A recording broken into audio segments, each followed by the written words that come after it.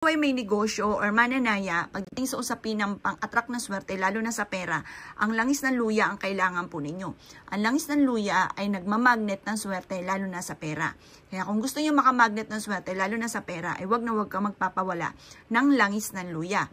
Kung ikaw ay may pagkagastador, kailangan mo ng langis ng luya para matigil ang pagiging gastador ninyo.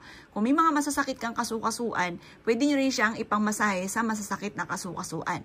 Makakatulong po ito upang sa ganon, kayo po ay higit na maka-attract ng swerte at imbis na kayo minamalas ay puro kaswertehan ang darating po sa inyo.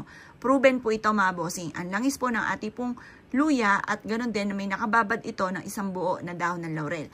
Ang dahon ng laurel ay for only wishes. Para makamit ka agad kung ano man ang ating mga ninanais, gagamitan natin ito ng dahon ng laurel. Very powerful po ito mga bossing. Kaya pag gumagamit ka ng ganito, kailangan focus ka lamang, naniniwala ka para kaagad mo makamtan kung ano man ang inyong mga ninanais.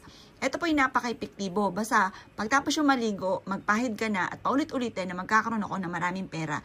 Ganon ang inyo pong gagawin. Lagi nyo sasabihin, lalo na kung ang problema ninyo ay pera, lagi nyo sasabihin, magkakaroon ako ng maraming pera. Magkakatotoo po yan mga bossing. Basta lagi kang positive. Kasi once ikaw ay nega talaga ang mga nagaganap. Ngayon, lalo na kung ikaw ay tataya, kailangan positive ka lamang, mananalo na ako ng jackpot. O kaya po sa aking negosyo, magkakaroon ako araw-araw na malaking benta. Kung lubog ka na sa utang, sabi nyo, makabayad ka agad ako sa aking mga pagkakautang. Maraming pera ang darating sa akin. Bukod sa aking pagiging masipag at matyaga, ay may patutunguhan ng aking pagiging masipag at matyaga. Maraming pera ang darating sa akin. Ganon ang mga pagwiwisya na walang gamit na sana, direct to the point.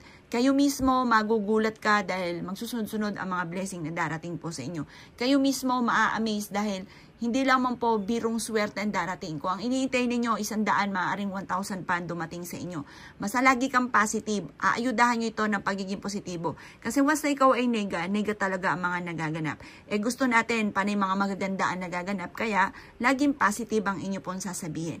Ngayon mga bossing ko, kung ikaw ay naniniwala at nais po ninyo na makamagnet ng swerte, lalo na sa pera, langis ng luya ang wag na wag kang magpapawala. Dapat meron kang ganito. At para yung pagiging gastador po ninyo ay mawala na, kailangan nyo po ng langis ng luya.